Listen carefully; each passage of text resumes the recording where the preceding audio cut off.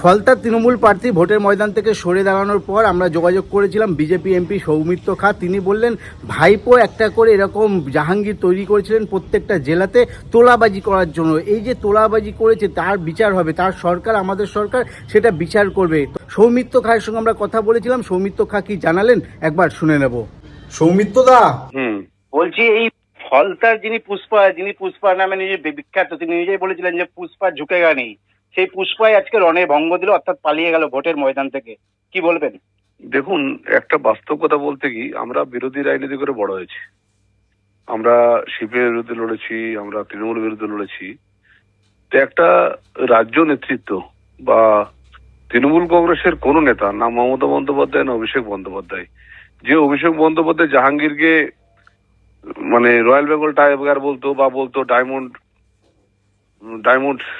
মানে diamond Harbour model করতো, আমার সবচেয়ে খারাপ লাগছে যে জাহাঙ্গীরের জন্য অভিষেক বন্দ্যোপাধ্যায় প্রচার পর্যন্ত গেল না। তাহলে সে কতটা তার কর্মীদেরকে ভালোবাসে। এবং জাহাঙ্গীর একটা ক্রিমিনাল তৈরি হয়েছিল। আমরা সবাই জানি ক্রিমিনালদের মাথার চুল পাকে না, তো জাহাঙ্গীরকে ক্রিমিনাল থেকে নেতা করছিল। মানে সেই জায়গায় দাঁড়িয়ে ও দেখলো যে আমি এমনিতে 1,20,000-25,000 ভোটের উপর হারবো, তাই সরে দাঁড়াই এবং মানুষ আমাকে হয়তো পরবর্তীকালে মনে রাখবে। কিন্তু তার মানে এই নয় যে সমস্ত কিছু, ওর যে সমস্ত পাপ বা যে সমস্ত পাপের কাজ করেছে সেগুলো সব ছেড়ে দেওয়া হবে। আমার মনে হয় রাজ্য সরকার নিশ্চয়ই ওর বিরুদ্ধে যে সমস্ত ঘটনা ঘটিয়েছে আগে, সেগুলো তো তদন্ত হবেই। এবং সবচেয়ে খারাপ লাগে একটা তৃণমূল কংগ্রেসের যে দল, যে অভিষেক বন্দ্যোপাধ্যায় নিজের হাতে নিয়ে বলেছিল ডায়মন্ড মডেল, এবং গোটা রাজ্যের সাধারণ মুকুল রায় থেকে শুরু করে শুভেন্দু অধিকারী, সৌমিত্র খাঁ সবাইকে সরিয়ে ও নিজে যে মহারাজা ধীরাজ হয়েছিলেন তৃণমূল কংগ্রেসে, তিনি একদিনও প্রচারে গেল না তার কাছে। মানে সে নিজে কতটা ভীত, সে দল রাখবে কি করে?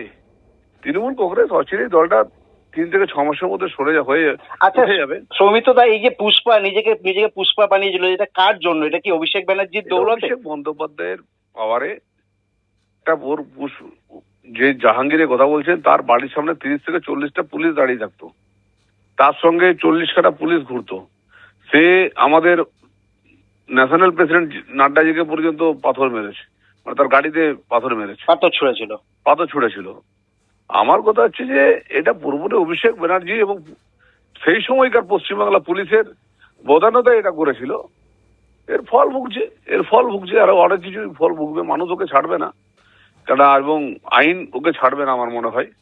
এই মুহূর্তে যখন আপনার সঙ্গে কথা বলছি দাদা, তখনই বিক্ষোভ দেখাচ্ছে ওখানকার সাধারণ যে কন্ট্রাক্টররা আছে, তারা বলছে যে কাটমানির টাকা ফেরত দিতে হবে জাহাঙ্গীরকে।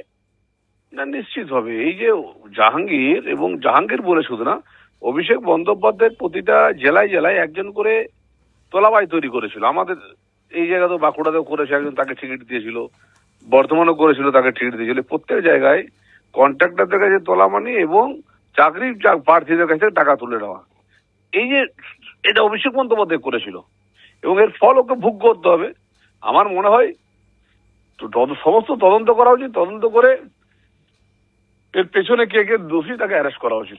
এই জাহাঙ্গীরদের মতন সব জেলায় জাহাঙ্গীররা কি এখনই সতর্ক হয়ে যাওয়া উচিত? আপনার কি মনে হয়?